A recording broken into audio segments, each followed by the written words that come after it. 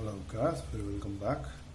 In this video we'll be studying two things. First, why wasn't the Rangarajan committee's report accepted, and finally, what are some of the problems, what are some of the challenges faced in the poverty estimation. Now, the Rangarajan committee's report, right, which had increased the poverty line and which had increased the headcount ratio owing to moving beyond the poverty line based on calorie. He also included protein, fats. He also included non-food items like education, health, rent, and conveyance. Right. Now, this report was submitted in 2014, and in 2014 we saw there was change in the government. And since the headcount ratio was increased, we see that according to the Tendulkar committee, in 2011-12 there was 22% people still poor. But according to Rangarajan committee, this would have increased to almost 29.5%. And no government want that in its tenure the poor have increased. Right? So this was one of the reasons why, due to the political ambitions, due to the political aspects, the Rangarajan committee report was not accepted. Right? Now, but we have to see one very important fact, that in 2004 and 5 the Tendulkar committee said 37.2%, right? That 37.2% of Indians are poor. The NSSO said it's 26% in the very same year. But in 2011-12 there was a drastic fall. It was decrease of 22%, right? And this 22%, by the way, is the last official figure by the Planning Commission. Later it was changed to Niti Aayog, right? Until now, no official figure has come as far how many Indians are poor, right? Now, definitely, by all reports, there has been sharp decline in poverty, right? And this is non-debatable, because the World Bank says so, and every report says that there has been decrease in Indian poors. And this is primarily because of high agricultural growth between the year 2005 and 2012. The rural income has increased, and there has been better agricultural growth. Secondly, the implementation of Mahatma Gandhi National Rural Employment Guarantee Scheme, launched in 2004 and 5, have also increased the wages. And when the rural people are have more money with them, this has definitely decreased the poverty. Right. Now, if we just see what was the poverty line, for the comparison purpose, the rural poverty line according to Tendulkar committee was rupees 812 per person per month, right? Definitely for Rangarajan committee, it was more, rupees 972. Because of rent, conveyance, right, protein, fats, education, health. The urban poverty line was rupees 1000 for Tendulkar committee, and it was rupees 1407, right? Now the basic question arises that lots of people have started criticizing it, because if you see rupees 1000 per person per month, that equals to be something around rupees 30 or 33 per person per day.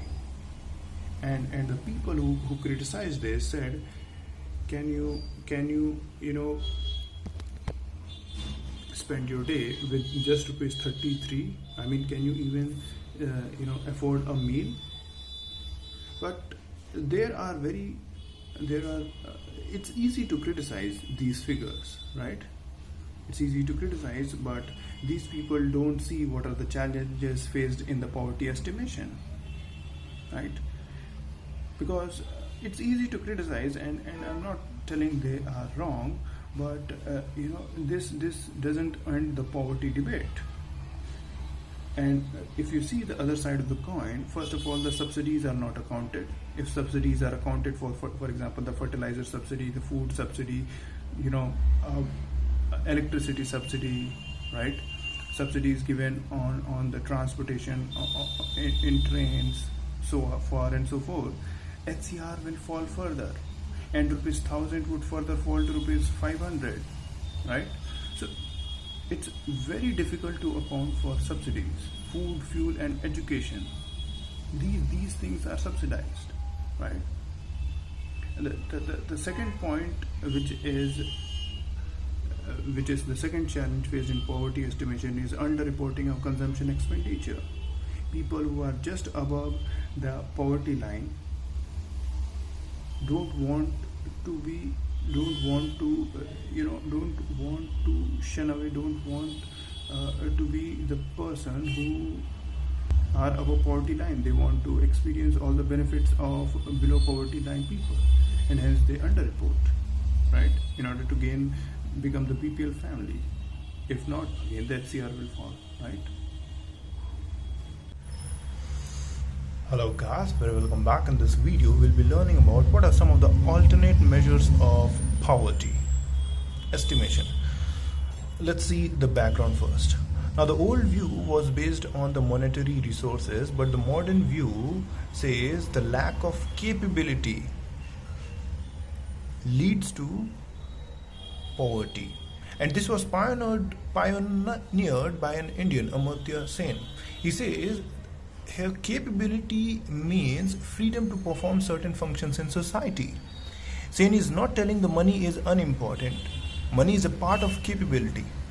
But if a person has money and he has some health issues, for example, he is handicapped because of an accident, in near future he'll be poor, right?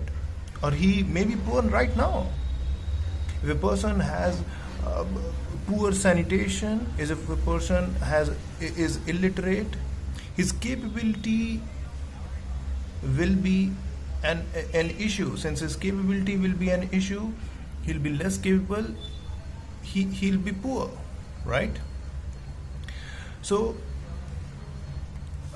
based on this, in India, one of the capability is also in caste, right? In which section of society you are born.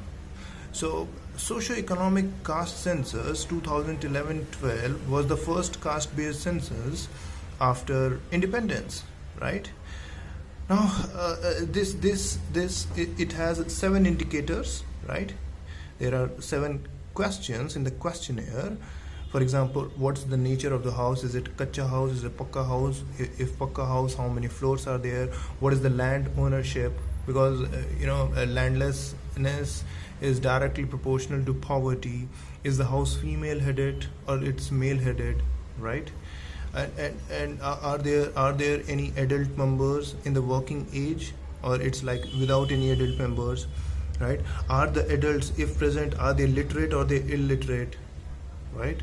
Because literacy, as I've already discussed, is one of the capability. If they are literate, are they well fit, or they are differently abled, okay? Or finally, if the household is comes under scheduled caste, scheduled tribe, or it is non-scheduled caste, scheduled tribe, because poverty is also social in nature, right? Lots of people in this particular category are found to be poor, right? So SECC was used for the welfare benefits by the present government, for example DBT, etc. What are some of the issues with SECC? First, no health indicators is there, right? They should have also added infant mortality rate per household, but it's not there. So on and so forth. There is no objectivity in defining who is poor, who is not. For example, if you see, for example, by the term objectivity, I mean there is a particular set above this benchmark everyone is above poverty line, below this benchmark everyone is below BPL, right? So no objectivity is there, right? Lots of subjectivity. It's also inconsistent with NFS, that is National Food Security data, which says 75% of the rural households are poor, while SEC data says 50% of rural households are poor, right? And moreover, it's like 7 years, right? Upgradation is needed. Okay. Now, if we come to MPI, that is Multidimensional Poverty Index, first of all, it's published by UNDP, United Nations Development Programme, and OPHDI, that is Oxford Poverty and Human Development Initiative. Okay, so it presents MPI summary report in HDR, that is Human Development Report. Okay, again, it has 10 indicators, right? 2 in education, 2 in health, and 6 in standard of living. Let's see them one by one.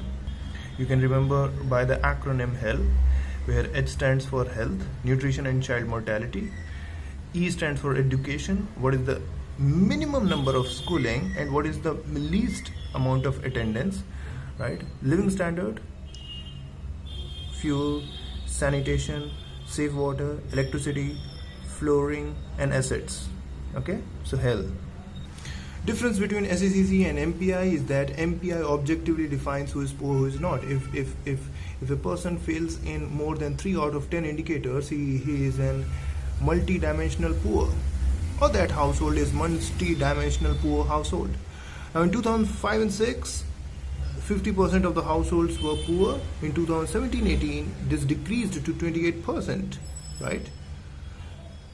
So it's a big achievement. Now HCR says 20% of the households are poor. Okay, I think you must understand this, and you'll be able to understand this. HCR is monetary based, right? MPI is ability based, right? Secondly, the difference between MPI and HDI is MPI is deprivation index, HDI is achievement. For example, if a family has improved a lot as far as its income is concerned, the HDI would increase. The HDI of whole of a country would increase. But MPI is that, like, it's more of like scarcity and deprivation. Have your children gone for the minimum number of school? Is there any child mortality? Right? So it's achievement based, it's scarcity based, right? So let's summarize. Alternate measures of poverty. The old view was based upon monetary, but the modern view says the capability is very important, right? So based on this capability, two measures, that is Socioeconomic Caste Census 2011-12 and MPI. All right, thank you. Hello guys, welcome back. In the previous section of the video, we saw how the multi-dimension poverty index is around 28%. On the other hand, the HCR is only 20%. Now, 2 inferences we can draw here. First, in India, the poverty problem is more of lack of basic amenities rather than lack of monetary resources. Secondly, we can see here that poverty is declining, right? Now we'll see some of the solutions to poverty problem, right? There are 2 solutions. The first solution, which government thought would work but didn't actually work, was the indirect method, where it thought that a great GDP growth, a great industrial growth will have a trickle-down effect. But by 1970s, government of India understood that it's not working, right? So from second half of this 70s, somewhere 78 to 80, specifically from 1980s, the government started launching the direct anti-poverty programs, right? Where it said that first the poor households will be identified, and employment generation program is, you can also say it's an employment generation program, the second name of direct anti-poverty program. So as I was telling, identify poor households, right? Give them jobs. Now, the revenue generated from the jobs will pull them out of the poverty.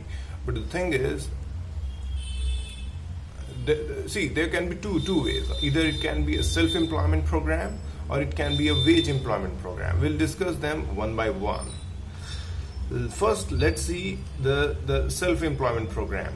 It says, identify poor households, provide income generating asset. Provide them assets which can generate income, right? For example, the income generating asset can be a rickshaw. The income generating asset can be a sewing machine, right?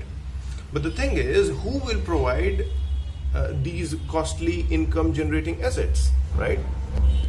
Because banks were reluctant to give money to these less credit worthy people, right? Because credit worthiness increases when there is more chance of the credit given doesn't become non-performing asset. All right,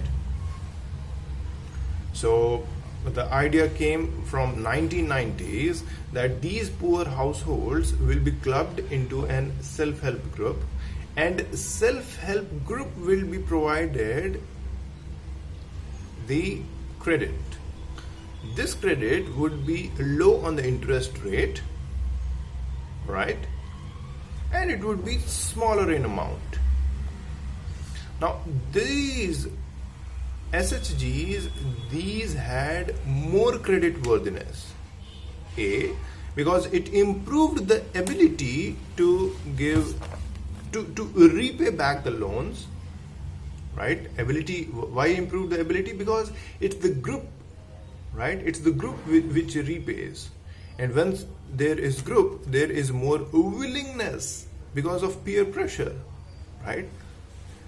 Peer pressure is more, peer pressure drives them. For example, if 5 members are willing to default, the next 10 members will say, nobody, you can't, because of you, we are also going to suffer, right? And had they taken individual loan, they would have defaulted. The thing is, once they repay the loan, they'll be more eligible to get next loan, right? The credibility of this SHG improves. Okay, so this type of credit, this type of small credit on low interest rate given to SHGs are known as MFCs, microfinance credits. And the primary source of microfinance credits are the microfinance institutions in India. Okay. The next question arises, are microfinance institutions really successful in India?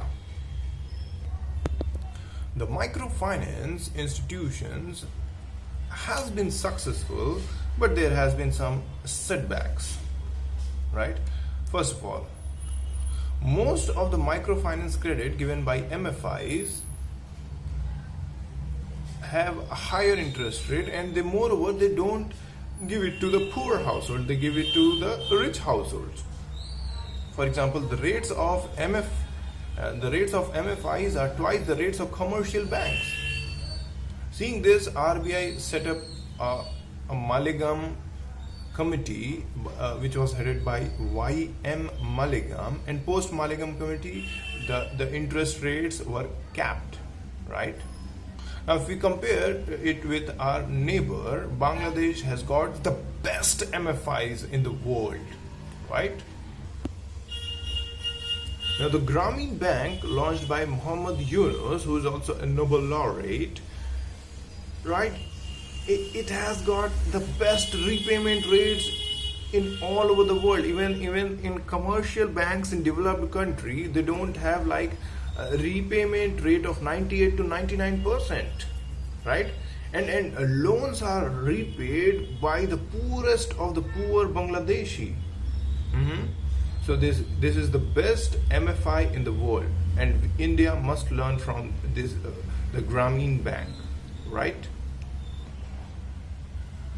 Now let's see what are some of the schemes under which these MFI, this self-employment scheme is running. Now, as I've already told, this was started in 1980 with the scheme of IRDP, that is Integrated Rural Development Program. Then came the DWCRA, that is Development of Women and Child in Rural Areas.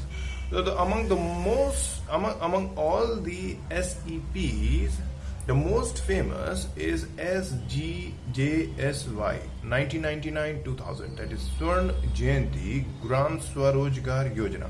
It says identify poor households, club them into SHGs. Now this SHG will go to either MFI or the commercial bank. They will ask for MFC, that is microfinance credits, right? With this MFC, they will set up a micro enterprise, that is a kind of small scale rural cottage industry. The revenue they get will help them to come out of the poverty. Now, the thing is, if we compare SEP and WEP, SEP has gained less importance and less focus as compared to WEP, right? Wage Employment Program. I'm talking of the political dimensions. And this is not good, because SEP is very important to solve the poverty and to solve specifically the women poverty and women jobless growth, right? For example, if you see the SHGs, the 90% of all the SHGs are women centric. For example, the first SHG, Seva, launched in Gujarat in 1974, was again women centric, right? A woman SHG, right? So self-employment schemes fits the woman because you know they tend to do household work, and since they tend to do household work, they are more oriented towards this kind of SHG. Most, for example, the food processing industry, achar making industry, papad industry. Now, since the wage employment scheme, you need to get out of your village, right, and do some manual job, it fits less with the women. And since SEP fits more with the women, this is also related to the health of women, because they will get money. It will also related to the health of the child, right? And hence SEP needs to have equal or more importance as compared to WEP, right? So that's all. Let's summarize. We talked about what are some of the alternate measures of poverty: socio-economic caste census, multi-dimension poverty index.